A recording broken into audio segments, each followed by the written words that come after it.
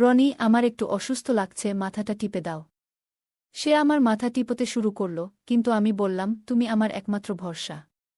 আমি জানি এটা ঠিক নয়, কিন্তু দয়া করে আমার অবস্থাটা বুঝতে চেষ্টা করো। দেবরজি বলল, ঠিক আছে ভাবি, তুমি যা বলবে আমি তাই করব। এরপর রনি আমাকে, আমি প্রিয়া। আমি এক সুন্দরী মেয়ে এবং আমার বিয়ের বয়স মাত্র 10 মাস। বিয়ের পর আমি আরও বেশি আকর্ষণীয় হয়ে উঠি। কিন্তু এত সুন্দর হয়েও কোনো লাভ ছিল না, কারণ আমার স্বামী আমার কাছ থেকে দূরে থাকত। আমি আমার শ্বশুরবাড়িতে থাকি, আর আমার স্বামী একটি ব্যাংকে চাকরি করে। সে মাসে একবার আমার সঙ্গে দেখা করতে আসে। আবার কোনো মাসে আসে না। কারণ আমার শ্বশুরবাড়ি গ্রামে আর তাকে শহরে থাকতে হয়। শ্বশুরবাড়িতে আমার সাথে আছেন আমার শাশুড়ি, শ্বশুর এবং আমার দেবর রনি। রনি দ্বাদশ শ্রেণী পাস করেছে এবং 20 বছর বয়সী। আমরা একসঙ্গে সময় কাটাই এবং একে অপরকে নিয়ে হাসিঠাট্টা করি। স্বামী না থাকার কারণে তার সাথেই আমি বেশি সময় কাটাই। এক সময় আমার তার প্রতি একটা আলাদা ভালোবাসা জন্মে। তোমরা আমার গল্পগুলো শোনো, কিন্তু সাবস্ক্রাইবই করো না। যদি গল্পগুলো ভালো লাগে তাহলে দয়া করে ভিডিওটি লাইক, শেয়ার আর চ্যানেলটি সাবস্ক্রাইবই করো। আর কী ধরনের গল্প শুনতে চাও কমেন্ট জানাও। রনির সাথে আমার সম্পর্ক বেশ বন্ধুত্বপূর্ণ। আমি তাকে দেবরজি বলে ডাকতে ভালোবাসি এবং সে আমাকে দিদি বলে ডাকে। যখনই আমরা একসাথে থাকি আমাদের মধ্যে এক ধরনের সম্পর্ক তৈরি হয়। আমার শাশুড়ি প্রায় অসুস্থ থাকেন, তাই তাকে ঘরে বিশ্রাম নিতে হয়। আর আমার স্বামী সুমন যখন ছুটি পায় না, তখন আমার মনের মধ্যে এক ধরনের খালি খালি অনুভূতি কাজ করে। কারণ আমি সবে মাত্র 26 বছর বয়স। রাতে আমি ঘুমাতে পারতাম না। আমার স্বামীর কথা বেশ মনে হতো, কিন্তু কিছু করার ছিল না। কারণ স্বামীকে বাইরে জব করতেই হতো। আমি আমার স্বামীর সাথে সব সময় ভিডিও কলে কথা বলতাম। আর আমার দেবর তা লুকিয়ে দেখত। আমি তাকে মানা করতাম না। আমার দেবর রনি খুবই যত্নশীল। একদিন সকালে আমি তার জন্যে চা নিয়ে গেলাম এবং দেখি তার ফোনে আমার ছবি ওয়ালপেপার হিসেবে আছে। আমি তা দেখে অবাক হয়ে গেলাম। আমি জানতাম সে আমাকে পছন্দ করে। আমি তাকে মজা করে জিজ্ঞেস করলাম, তুমি আমার ছবি ওয়ালপেপার করেছ কেন? সে হেসে বলল, দিদি তুমি তো সুন্দর, তাই ছবিটাও সুন্দর হয়েছে, তাই রেখে দিয়েছি। তোমাকে শুধু দেখতেই মন চায়, তাই ফোনের ওয়ালপেপার করে রেখেছি। দেখো ছবিটা তোমার অনেক সুন্দর হয়েছে। এরপর আমি রান্নাঘরে গেলাম রান্না করতে, কিন্তু ঘরে ফ্যান না থাকায় আমি বেশ গরমে ভিজে গিয়েছিলাম। রনি তখন এসে আমাকে পাখা দিয়ে হাওয়া করতে লাগল। আমি তাকে ধন্যবাদ জানালাম এবং সেই মুহূর্তে আমাদের বন্ধন আরও গভীর হল। আমার শাড়ি একদমই ভিজে গিয়েছিল ঘামে। তাই তাকে চলে যেতে বললাম। কিন্তু সে গেল না। দেবর আমাকে খুবই স্নেহ করেন। একদিন রনি মজা করে বলল, না ভাবি, এটা স্নেহ নয়, ভালোবাসা। আর তোমাকে আরও সুন্দর লাগছে আজ।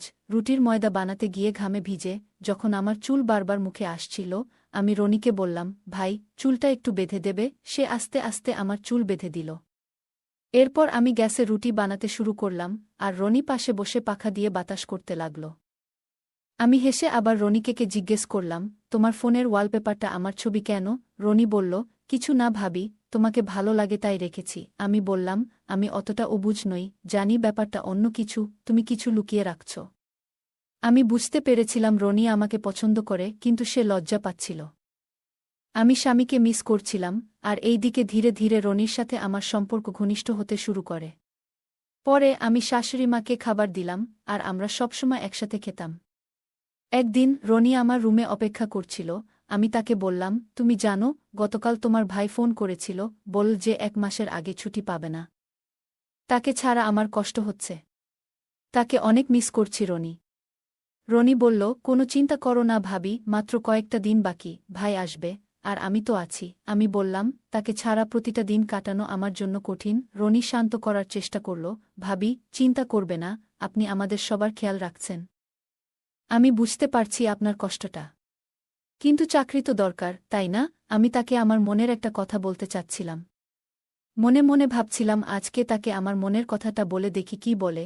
এরপর আমি বিছানা থেকে উঠে রনির পাশে গিয়ে বসে বললাম, আমি কি তোমাকে কিছু জিজ্ঞেস করতে পারি? তুমি কি আমাকে প্রত্যাখ্যান করবে না? রনি বলল। ভাবি বলল, কি বলবে? আগে উঠে বসুন, শান্ত হন। আমি বললাম, রনি, আমি একটু অসুস্থ বোধ করছি, মাথাটা টিপায় দেও। সে আমার মাথা টিপতে লাগল, কিন্তু আমি বললাম, তুমি আমার একমাত্র ভরসা।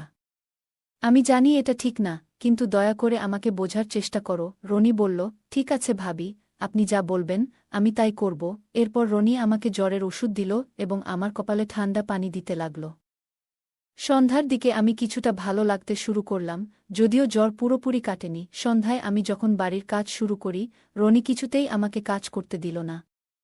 আমি রান্নাঘরে বসে রান্না করছিলাম, আর রনি পাশে বসে সাহায্য করছিল। আমি বারবার তাকে বলছিলাম, ভাই দুঃখিত, তোমার এত কষ্ট হচ্ছে আমার কারণে। কিন্তু রনি বলল, ভাবি তুমি চুপ করো। অযথা টেনশন করো না, এতে অসুস্থ হয়ে পড়বে। তবুও আমি তাকে বললাম, প্লিজ ভাই, তোমার যদি খারাপ লাগে মাফ করে দিও। আমি ইচ্ছে করে বলিনি, যা মনে ছিল তাই বলে ফেলেছি। তখন রনি আমাকে ধমক দিয়ে বলল, কোনো সমস্যা নেই, আমার কিছু খারাপ লাগছে না। আর তুমি যদি এমন কথা বলতেই থাকো তাহলে আমি রাগ করব। তারপর সে আমাকে আবার ওষুধ খাওয়ালো, আর আমি ঘুমানোর আগে বললাম, আমি এখন ভালো আছি, তুমি ঘুমিয়ে পড়ো। রনি বলল, থাক, আমি সকালে ভাইয়াকে ফোন করে বলবো তাড়াতাড়ি আসতে। আমাদের এমনিতেই টাকা পয়সার সমস্যা নেই, তুমি চিন্তা করো না। আমি বললাম, না রনি, এখন আর দরকার নেই। সুমন এমনি এমনি ফোন করবে। এই কথা বলে আমি তার হাত থেকে ফোনটা কেড়ে নিয়ে বললাম, আমি ভালো আছি, অকারণে ওকে কষ্ট দিও না। আমি তার কোলে মাথা রেখে ঘুমাতে চেষ্টা করলাম। তার পাশে থাকতে আমার ভীষণ ভালো লাগে। পরে দেখি রনির ফোন থেকে আমার ওয়ালপেপার সরিয়ে ফেলা হয়েছে। আমি মজা করে জিজ্ঞেস করলাম, কি হয়েছে ভাই, আমার ছবির ওয়ালপেপার সরিয়ে দিলে কেন? রনি কিছু বলল না। আমি বললাম, আমি বুঝতে পারছি, আজকে আমার আচরণ তোমার ভালো লাগেনি, তাই সরিয়ে দিয়েছ। রনি হেসে বলল, না ভাবি, এমন কিছু হয়নি, তুমি ভুল ভাবছ। আমি সবসময় তোমার পাশে আছি, আমি রাগ করি না, আর তোমাকে এখনও আগের মতোই ভালোবাসি। রনিকে বললাম, এখন কি নাস্তা খাবা? কি নাস্তা বানাবো তোমার জন্য? রনি হেসে বলল, ভাবিজি, আমি এখন কিছু খাবো না, কিন্তু আমি দুধ চা খেতে খুব পছন্দ করি। তার কথা শুনে আমি মজা করে বললাম, তাহলে রান্নাঘরে দুধ আছে, গিয়ে বানিয়ে নাও। রনি হেসে বলল, আমি একবার ভাইয়াকে দুধ চা খেতে দেখেছিলাম, তখন থেকেই তোমার বড় ভক্ত হয়ে গেছি।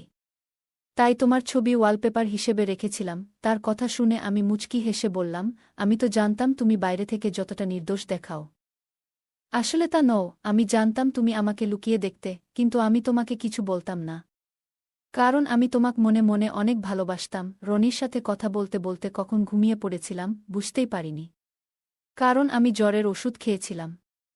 সারা রাত রনি আমার ঘরে আমার সাথে ছিল। সকালে উঠে দেখি রনি চা বানিয়ে শাশুড়িকে দিয়েছে এবং আমার জন্যও এনেছে। আমি রনিকে বললাম, এর কোনো দরকার ছিল না, আমি এখন ভালো আছি, নিজেই সবকিছু করতে পারতাম। রনি বলল, ভাবি, আজ তুমি বিশ্রাম নাও, আমি সবকিছু সামলে নেব। তোমার জ্বর এখনও ভালো হয়নি। তবুও আমি তার কথা না শুনে আমরা একসাথে খাবার রান্না করলাম। শাশুড়িমা বাইরে বসেছিলেন, যাতে রাস্তা দিয়ে যাওয়া লোকজনের সাথে দেখা হয় আর গল্প করতে পারে, কারণ তার বয়স হয়েছে অনেক। আমি আর রনি তখন বাড়িতে একা ছিলাম। আমরা লুডু খেলছিলাম। খেলতে খেলতে আমি রনিকে জিজ্ঞেস করলাম, তুমি রাতের বেলা দুধ চা খাওয়ার কথা বলেছিলে, তুমি কি খেয়েছিলে? নাকি মজা করছিলে? সত্যি? রনি প্রথমে কিছুটা থমকে গেল, কিন্তু পরে বলল, ভাবি, আমি সত্যি বলেছি, আমি যা চাই তুমি তা বোঝার চেষ্টা করো। রনি আমাকে অনেক কিছু বোঝাতে চাচ্ছিল, আর আমিও তাকে অনেক কিছু বোঝাতে চাচ্ছিলাম, কিন্তু কেউ কিছু বলতে পারছিলাম না। আমি জানি এটা ভুল, এবং আমারও মনে হচ্ছে কাল রাত থেকে আমি যা ভাবছি তা ঠিক নয়। আমি বুঝতে পারছি যে হ্যাঁ বললে ভুল হবে। ভাবি, তুমি তখন ওষুধ খেয়ে ঘুমাচ্ছিলে, আর আমি সারারাত ভেবে কাটিয়েছি তোমার পাশে। আমরা যা করতে যাচ্ছি তা আমাদের সম্পর্ককে ধ্বংস করতে পারে, আর ভাইয়ের সঙ্গে বিশ্বাসঘাতকতা হবে। যদি ভাই জানতে পারে তাহলে আমাদের ভুলের জন্য দুটি পরিবারই ভেঙে যেতে পারে। রনি যখন এসব বলছিল আমার মুখটা একেবারে মলিন হয়ে গেল, আর চোখে জল চলে এল, কারণ আমার স্বামীর অনুপস্থিতিতে আমি আমার দেবরের সাথে অনেক ঘনিষ্ঠ হয়ে গিয়েছিলাম। তাকে আমি মনে মনে অনেক ভালোবেসে ফেলেছিলাম। আমার কান্না দেখে রনি সাথে সাথে চুপ হয়ে গেল এবং বলল, ভাবি, কাঁদছ কেন? আমি বোকা ছিলাম যে তোমাকে এসব বললাম। এরপর সে মাফ চাওয়া শুরু করল। সরি ভাবি, আমি কি বললাম জানি না, কিন্তু আমার কান্না থামছিল না। রনি বলল, ঠিক আছে ভাবি, তুমি যা বলবে আমি তাই করব। আমি জানি তুমি আমাকে অনেক ভালোবেসে ফেলেছ। আমি আর কিছু বলবো না, তুমি শুধু শান্ত হও। তোমাকে আর কাঁদাবো না। আমি আর সহ্য করতে না পেরে কাঁদতে কাঁদতে রনিকে রাগে গালমন্দ করতে লাগলাম। কাল তোমাকে কষ্ট দিয়েছি বলে মাফ চাইতে এসেছি, কিন্তু তুমি কি আমার অনুভূতি বোঝার চেষ্টা করেছ? তোমার কাছে ক্ষমা চাওয়া উচিত। রনিরও চোখে জল চলে এলো, আর সে আমাকে শান্ত করার চেষ্টা করছিল। তারপর আমি ধীরে ধীরে স্বাভাবিক হয়ে এলাম এবং রনিকে বললাম, আজকের পর আর কোনো অভিযোগ থাকবে না। আমি সত্যি বলছি, আমার মনে কোনো খারাপ কিছু নেই। কিন্তু তুমি তো জানো, আমাদের সতর্ক থাকতে হবে। রনি, আমরা আগের মতোই থাকব। এ কয়দিনে আমার কি যে হয়েছে, নিজেকে ঠিকভাবে কন্ট্রোল করতে পারছিলাম না। রনি আমাকে কিছু বলছিল না, শুধু বলছিল, ভাবিজি, সব ঠিক আছে। আমি তোমার কথা বুঝতে পারছি, আর তোমাকে বেশি চিন্তা করার দরকার নেই। এসব কথা সব আমাদের মধ্যেই থাকবে। তার এই কথাগুলো আমাকে একটু শান্ত করল। এরপর রনি কিছু না বলেই তার ভাই সুমনকে ফোন করে। আর পরের দিন সুমন বাসায় এসে 2 দিন থেকে যায়। পরে রনি আমাকে সুমনের সাথে পাঠানোর জোর করে, যাতে আমার স্বামী আমাকে তার সাথে নিয়ে যায় কিছু দিনের জন্যে। আমার দেবর বলছিল, কয়েকদিন ভাইয়ার সাথে শহরে থেকে আসো, মন ভালো হবে। আমার স্বামী তার ভাইয়ের কথা শুনে আমাকে নিয়ে গেল তার সাথে, যাতে আমার মন ভালো থাকে। কারণ একা একা থাকতে থাকতে অনেক বোর হয়ে গিয়েছিলাম। এখন অনেক সময় পার হয়ে গেছে, আর যখনই ওই দিনগুলোর কথা মনে পড়ে, আমি আর রনি হেসে ফেলি। রনি অনেক মজার মানুষ, আর যদি তার জায়গায় অন্য কেউ থাকত, তাহলে হয়তো আমাদের সম্পর্কটা আজ ভেঙে যেত। রনিকে আমি এখনও মন থেকেই ভালোবাসি, কিন্তু প্রকাশ করি না। গল্পটা কেমন লাগলো জানাতে ভুলবে না। আরও মজার মজার রোমান্টিক গল্প শুনতে চাইলে ভিডিওটি লাইক, শেয়ার এবং চ্যানেলটি সাবস্ক্রাইব করতে এবং বেল আইকনটি ক্লিক করতে ভুলবে না। ধন্যবাদ।